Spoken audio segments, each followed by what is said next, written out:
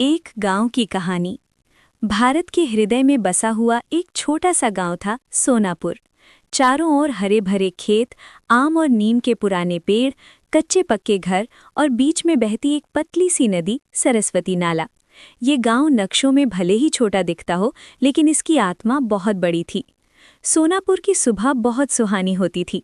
जैसे ही सूरज की पहली किरणें खेतों पर पड़ती, पक्षियों की चहचहाहट से पूरा गांव जाग उठता। मंदिर की घंटी, मस्जिद की अजान और गुरुद्वारे का शब्द तीनों मिलकर एक अनोखा संगीत रचते थे। यही सोनापुर की पहचान थी, एकता। गांव का मुखिया था रामदीन चौधरी। उम्र करीब 60 साल, सफ़ेद धोती कुर्ता, सिर पर साफा और आंखों में अनुभव की गहराई। लोग उसे सिर्फ मुखिया नहीं बल्कि अपना मार्गदर्शक मानते थे। कोई झगड़ा हो या खुशी का मौका, सबसे पहले रामदीन चौधरी के दरवाजे पर ही लोग जाते। रामदीन के पास एक बेटा था, मोहन। मोहन पढ़ा लिखा था और शहर से पढ़ाई पूरी करके लौटा था। गांव के कुछ लोग कहते, अरे शहर में रहकर नौकरी क्यों नहीं कर ली? लेकिन मोहन मुस्कुराकर कहता, मेरा सपना अपने गांव को आगे बढ़ाना है। मोहन की सोच नई थी। वो चाहता था कि गांव में बच्चों की अच्छी शिक्षा हो, किसानों को सही दाम मिले और युवाओं को काम के लिए शहर न भागना पड़े। गांव में एक पुराना स्कूल था, टूटी छत, जर्जर दीवारें और कम शिक्षक।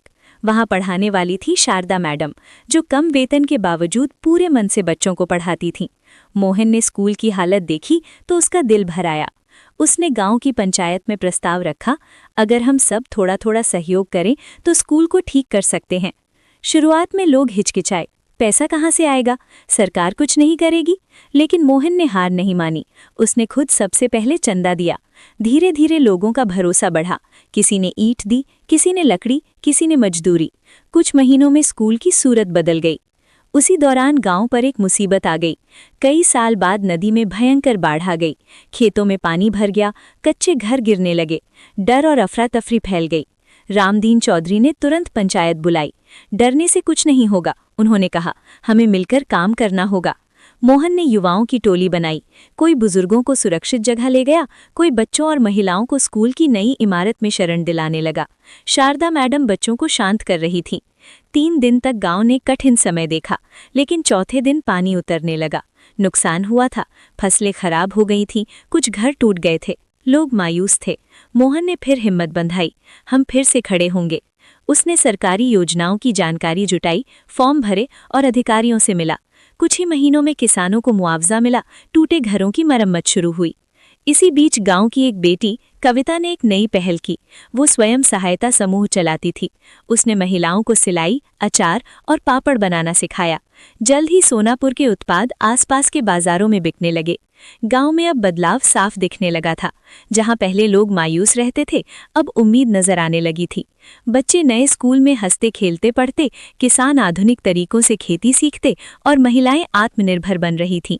एक दिन जिला अधिकारी गांव देखने आए। उन्होंने सोनापुर की साफ सफाई, स्कूल और आपसी सहयोग की तारीफ की। उन्होंने कहा, ये गांव दूसरों के लिए मिसाल बन सकता है। रामदीन चौधरी की आंखों में गर्व के आंसू थे। उन्होंने मोहन की ओर देखा और कहा, बेटा, असली तरक्की यही है जब गांव आगे बढ़े। समय बीतता गया। सोनापुर अब सिर्फ एक गांव नहीं रहा, बल्कि एक सोच बन गया। आसपास के गांव भी यहां से सीखने आने लगे।